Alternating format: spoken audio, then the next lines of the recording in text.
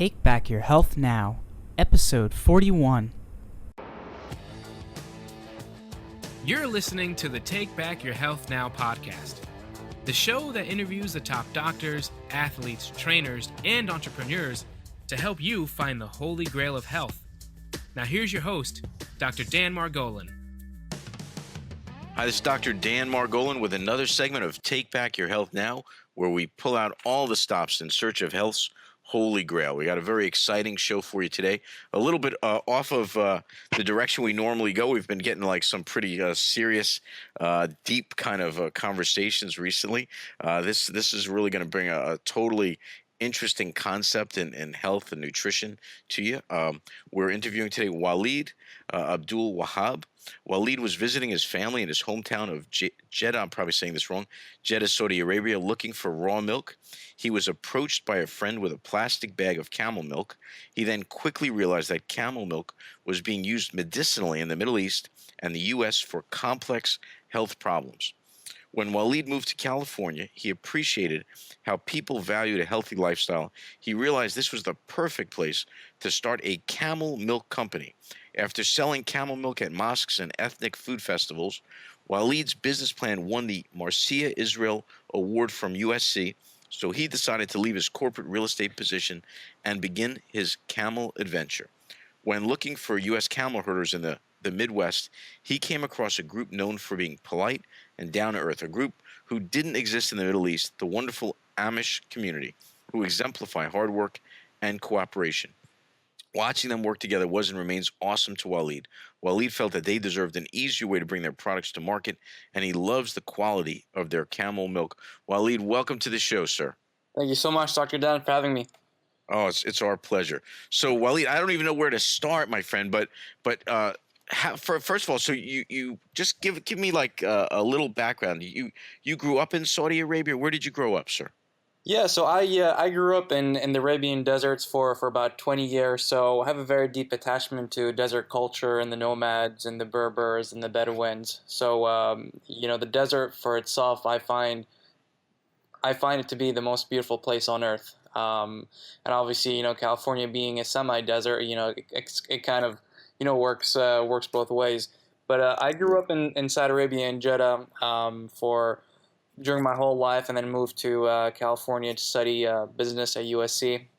I have to realize I wasn't really into all that corporate stuff and was more into my health and fitness and trying to understand why I felt tired and why I didn't have that much energy. So I started to really dive deep into figuring out what the core issues are, and I fixed my whole diet and regimen and figured out this is something that needs to be spread and told the truth. So that's where I got really into health and advocating clean eating and all that type of stuff, and decided. Now, Wally, let me ask you, Wally. But so when you were living in Saudi Arabia, was your diet markedly different than it was in California? Then you moved to California, you started not feeling that good. Is that correct? Well, it was surprising. Well, when I was in Saudi Arabia, I was eating a lot healthier because it was mostly based on fats and a lot of meats. Okay.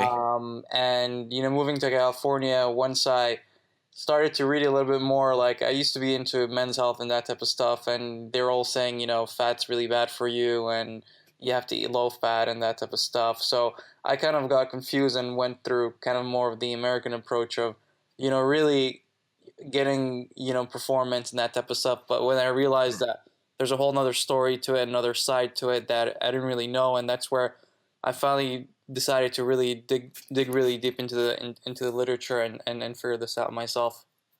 And what did you find?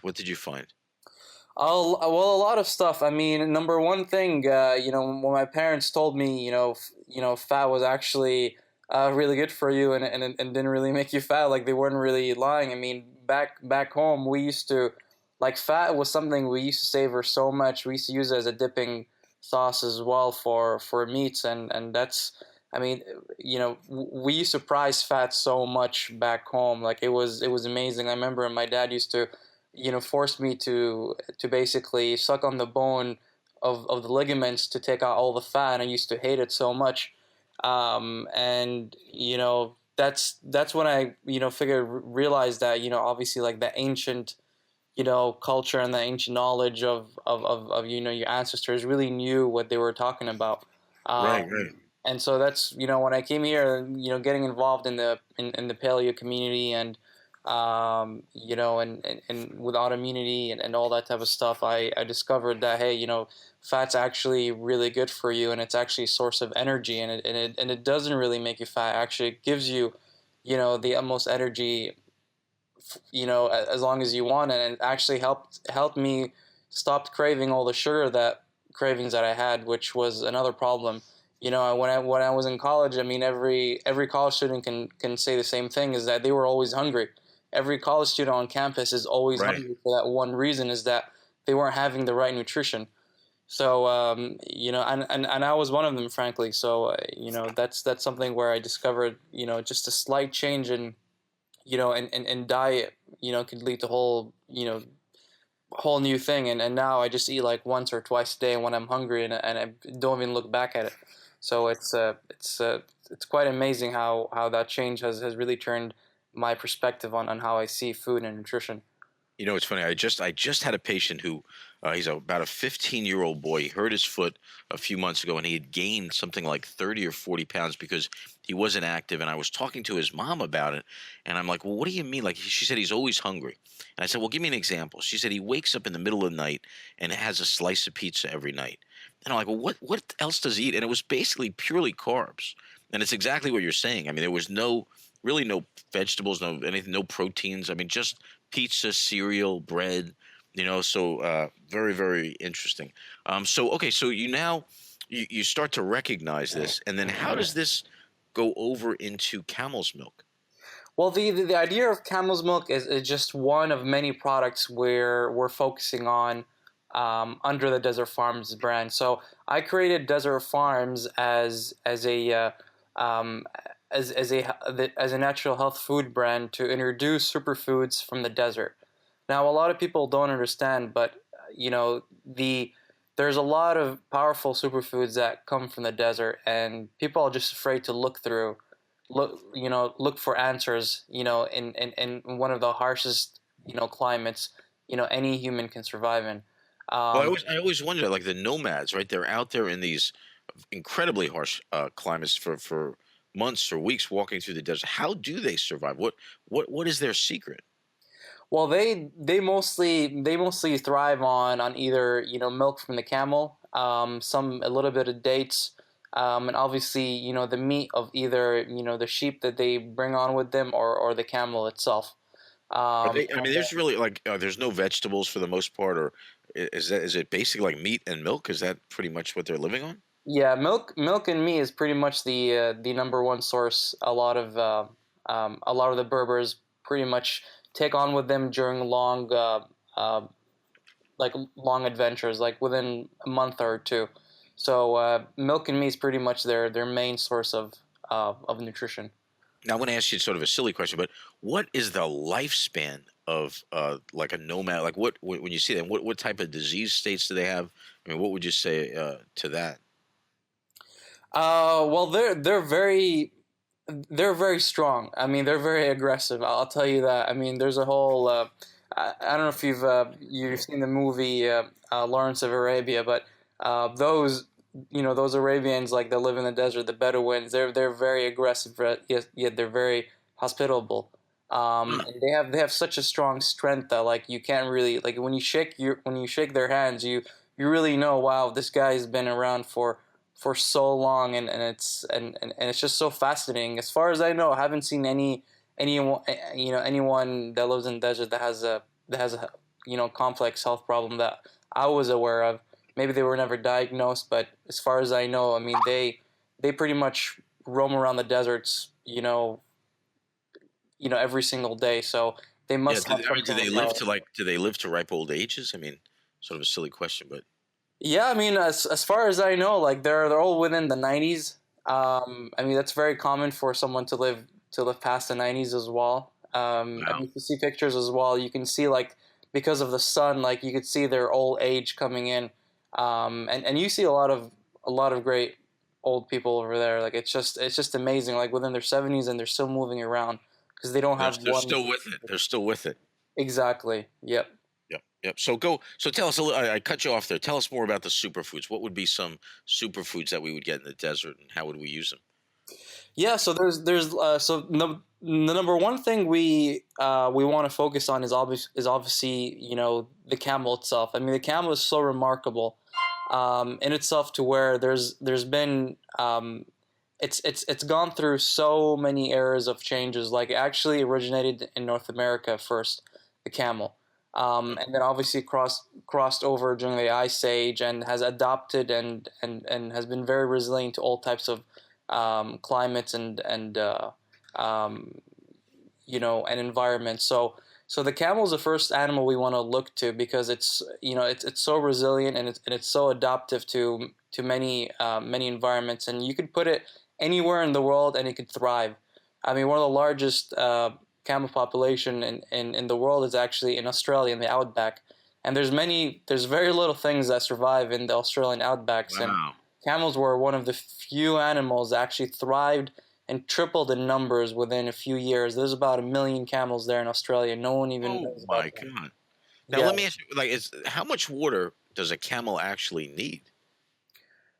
Well, it actually drinks a lot of water, but doesn't need it for about. It can go out without water for about a month, approximately, and then Oh once. my goodness. Yeah, yeah, and then and the interesting fact is like one of the most distinctive feature of a camel is obviously its hump, and the hump is 100% fat. So that fat is actually its source of energy, and sometimes you might see a camel with a flat hump, and that's very common because that kind of shows that it's losing its energy, or it's burning a lot of its energy, and Okay. it needs to freshen up. So it's very common to see a flattened hump, but the hump as well is a sign that it uses that as a source of energy to keep it moving forward, and so it doesn't store water, contrary to a lot of popular beliefs out there. That's what I actually thought the humps. I actually did think that. I thought that's where they store the water. So those are fat, and then they'll use that up as time goes by. And once a month they would need some source of water in the worst case scenario. Exactly. And then once they do get water, they drink tens and hundreds of gallons of water at a time. Like it's amazing. Like if anyone were to drink that much water, they would pretty much pass out or even die. To be honest, like it's the only animal that could drink that much water in one sitting. Wow. So they're designed for survival, basically. I mean, they're basically like one of these preppers that's actually putting away the water, putting away the fat, and they're ready to pretty much survive any kind of condition for at least a month. Yeah, exactly, and obviously that's also going to reflect in the food that it produces, especially the milk aspect of it. I mean, the milk is the most powerful thing that it's producing for mankind right now because it has a colostrum like effect. I mean, when we did a study, when we analyzed the milk and compared it to other milk, it had the same levels of colostrum properties as other milks during the first 3 days of colostrum, and that's just Okay. mature milk. So we're talking about lactoferrin, immunoglobulins, cytokines, all that good stuff. A lot of people are trying to benefit from to boost their immune system. So you're And so saying that if you had the raw camel's milk, that's what you would get, and that would stay viable for about 3 days afterwards. well the raw camel's milk, no matter what stage of lactation cycle you milk the camel, it will Yeah. still have approximately the same levels of colostrum properties as when you were to milk it, the first or second time after it gave birth. So, Okay. so if you're familiar with colostrum, colostrum is a really, I consider a superfood, and it's not even considered milk because it's not really coming out of it's not the same process as milk. It's like a yellowish sticky substance that's not even considered milk under the FDA. So it's a complete different category, Okay. and that's meant for you know people with a compromised immune system, children or babies who have just been born, and they need that to actually help them boost their immune system. So it's very powerful stuff, and camel's milk has that throughout their whole lactation cycle. Now, is this used in the Middle East as for medicinal values? I mean, this is well known. Yeah, I mean every culture has its secret food, and for us in the Middle East, camel's milk was that it food. No one really understood the science behind it, but Right, everyone right. when everyone fell ill, the first thing they would tell you to do is well, just drink camel's milk, and you should be fine. So it's like camel's milk and honey were the two main things a lot of people would consume together as a medicinal.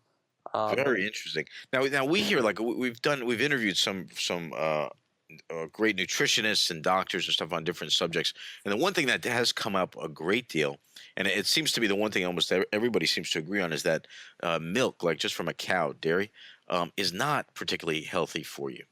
We even had one of the doctors who had participated in the China study say that it was cancer causing and things like that. How does camel milk differ in properties and safety from cow milk? Well, it really when you talk about milk, it's really been taken out of context many times. I mean, if you talk about commercial milk where it's been homogenized, pasteurized at such a high temperature where it denatures the protein, where the cows aren't even on pasture and they're on feedlots. When you talk about that type of stuff, then I would completely agree. I would never even come close to that. Right, I'm right, always 100% for raw, pasture raised, 100% organic. So when that's that aside, with cow's milk itself, I don't drink it at all, mostly because it is considered you know it is considered an allergy. A lot of people have allergic reaction to its protein.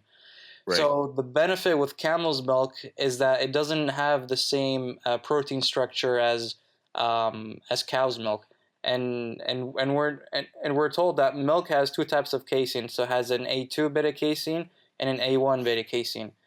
Cows have both, a mixture of A1 and A2, and the A1 is what's making a lot of people allergic, or what they call themselves lactose intolerant.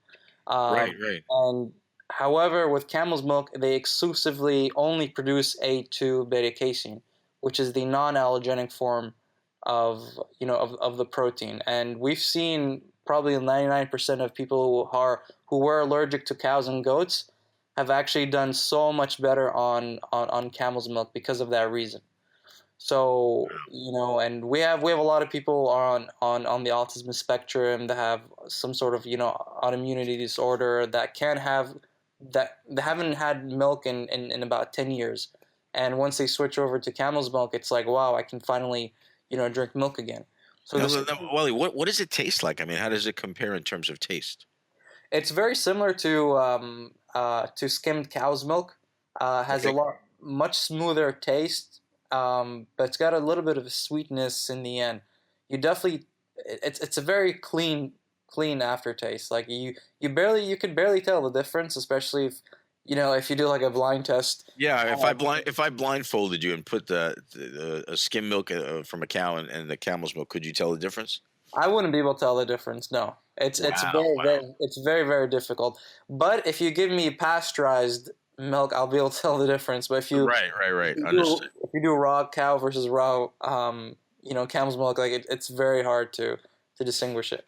Okay. Well, so Wally, so you discover or you remember that this has not been used, or you have not used it in a while, and then you start to bring it back to California. Tell us about that journey a little bit. Yeah, it was an interesting journey. I mean, a lot of people thought I was crazy, and they thought like no one's gonna be drinking that type of stuff. But interestingly enough, I mean, the first community that were the backbone of our company was the paleo community, and people who had like severe autoimmune disorders. And so these guys were like the backbones of our business and continue to be right now, because there isn't really any other alternative out there. I mean, we can talk about soy milk and almond and rice, but all these have some sort of flaws in them, one way or another. I mean, camel's milk is the only true dairy alternative that really comes from a mammal and provides additional benefits that are not found in any other milks. So, like I was already in a great position marketing this product and sourcing it. One of the most difficult things, obviously, you mentioned it when we had our first interaction with the Amish. I mean, for us, from the Middle East, like we've never heard of the Amish community at all. We've never had an interaction. I mean, we've seen them somewhat on the Discovery Channel and that type of stuff. Right, right. We've never really like came into existence with them, but we were surprised of how many similarities we have between them, culturally as well. I mean, they're very family oriented, and they're people of the land. Like they love their land and they love growing food on their land. And so So one day, like you said, okay, we're gonna start bringing camels over. How did you transition over to meeting the Amish? You just were like, how did that even transpire? Well, it's the way I actually came across finding all these camels was through nativity scenes. So I was actually attending a nativity scene, and one of the person that was leasing the camels to them was actually the largest, camel broker in the country. So Get out. yeah, That's crazy. and I realized that, like, most people use camels here in the United States for nativity scenes, and they make quite a lot of money. I mean, they charge about $5,000 a day just to lease them out to churches and Oh, wow. schools and that type of stuff. So that's where I got in contact and went to visit the farm and said, hey, well, here's an additional source of revenue where you and your family can make year long and not just one time during the year. And they love the idea, and a few of them were already milking camels for their personal consumption. So I they mean, is the process similar to milking a cow? it's the same machine, obviously. Like they're just larger animals. That's the only difference. But yeah, Right, right. the process is exactly the same. In terms of regulation, we're regulated exactly the same way as well. So it wasn't anything new. I mean, if you have experience in milking any type of dairy animal, it's nothing new. Well, yeah, I'm gonna go back to the Amish thing in one second, but it's just something like I know with dairy and cows, there's a lot of growth hormones and antibiotics put in. Is that the same situation with the camels, or how does that work in terms of regulations by the government? How does that all work? Absolutely not. I mean, a camel in the United States costs about 15 to $20,000. So they're treated like a 5-star class. I mean, none of Wow. them, none like like we most of the camels in the United States aren't even vaccinated even. So that's to Wow. some extent to where they're really really taken care of. And obviously, if you're trying to buy a female with a calf, because that's the only way you can milk a camel is when the calf is present. So that's another interesting fact, in terms of like we have a lot of people that say, well, you're abusing the camels and that type of stuff and animal welfare. Well, with camels you can't really separate the baby from its mom, or then the mom would not give out its milk. Really? So yeah, so the baby has to be there stimulating the mom first, get its chair, and then whatever it's left, that's where we take it. So that's Wow. why there's a lot of studies out there that have said that actually even the biological structure of the camels and their attitude and their emotions is very similar to humans, and even the milk is actually one of the closest milk to human mother's milk, in terms of its composition. Really? Um, More so than a cow. oh, much more so than a cow. Much more Wow. so. Wow. Yeah. How intelligent is a camel? I know elephants are incredibly intelligent. How intelligent would you say a camel is? It's a funny question because like a camel is pretty much a reflection of its owner. So Okay. you Okay. so even in the Middle East, like if when we used to do trading with each other, like we would look at how the camel is basically trained, and if it's like not trained well, then obviously the owner doesn't really have a good attitude. So people would actually look at the camel before doing business with people, back in Interesting. the days. So it's Interesting. yeah, so they really look up to their owner. So it's kind of like a dog here in the United States. It's like a Right. Right. Right. So dog. they actually have that bond with the owner. Yeah, yeah, yeah, absolutely. All right, and so jumping back now, so going back to the Amish question, so you go there, you find this place where they actually raise the camels, and then you tell them that you can use these for milk, and where does it go from there? From there, we basically help them set up a bottling plant. We help them get a Grade A license. We help them get inspected by the milk board, just all the regulatory stuff that we had to go through. And from there on, that's where once we get to the final product, we take the milk, we take it to our fulfillment, and we do our own fulfilling. And essentially, a customer would place an order online, desertfarms.com, and we would ship it directly, from the farm location to their home. So it's a very, very simple process. It's a farm to fork delivery. So we pretty much notify the customer who their farmer is and where the milk is coming from as well. Wow, so you really can trace it. Yeah, absolutely. And because every farmer has different practices, like the feed and all that type of stuff, and it's just like we don't impose one single way of how to raise a camel. It's kind of like wine as well. Like even from farm to farm, the taste might be different because of the environment and the feed. I mean, are you like? I know there's a big Amish community in Pennsylvania, right? So that's probably a different climate than in California. Are the camels raised in that dramatically different climates? Yeah, well, our largest farm is actually in Missouri, Springfield, Missouri, and it snows there, for about 3 months of the year. So, Wow. And they love the snow. I mean, we have pictures of them lying on the snow and kicking and just playing. It's funny because they grow fiber. It's not really hair and it's not really fur. It's like fiber because in the summer it just falls off, and in the winter it just grows on. And actually the fiber is used for clothing like alpaca, the fiber from alpaca. Yes, sure. So it's very similar. It's very similar to that because they're essentially cousins. They're the same camelid family. So camel fiber is actually very expensive. Like people, spend hundreds of thousands of dollars just on a camel fiber coat because of its. Oh my God. I had no idea. Walid, so tell me about your diet. Like now that you've discovered it, like how much camel milk do you consume on a daily basis? Like what do your meals look like? What did you have for dinner last night or lunch yesterday or like that? Well, yeah, I typically always skip breakfast. I'm not a fan of waking up and eating. So that's one of the biggest questions I always get from a lot of people. I usually wake up, drink a lot of water, drink some camel's milk on an empty stomach, like a pint, and then maybe during around like noontime, that's when I would have my first meal. And my first meal would pretty much consist of either steak and eggs, fermented vegetables, either fried in ghee or hum fat or tallow. So it's very kind of like clean and basic. Food. And then for dinner, I would either have, just whole fish or, some sort of sashimi and vegetables on the side. So I kind of, I've kind of limited myself in terms of fruits as well. I kind of just try to stick to like one fruit once a week. Okay. And, in terms of vegetables, I try to eat as many vegetables as possible. I drink a lot of water, drink a lot of, I wouldn't say drink a lot of camel's milk, but like 1 pint a day is considered a lot for a lot of people, even though, Okay. It's not, I wouldn't recommend that to start with a lot of people just because they might experience like some sort of,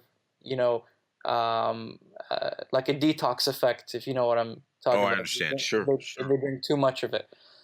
So yeah, I'm pretty strict on paleo. So you sounds like you went right with sort of the paleo diet. One thing you'd mentioned before, I skipped over it a little bit. You were talking about like other superfoods from the desert.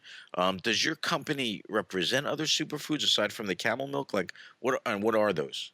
Yeah, so we're currently working on a number of them. So our next coming product that will be launched in Paleo FX, which is an event we're going to be going to, is actually hump fat. So that's the fat from the hump of the camel, and so that's an alternative to lard, to tallow, to coconut oil, and it's a much better alternative because it has such a higher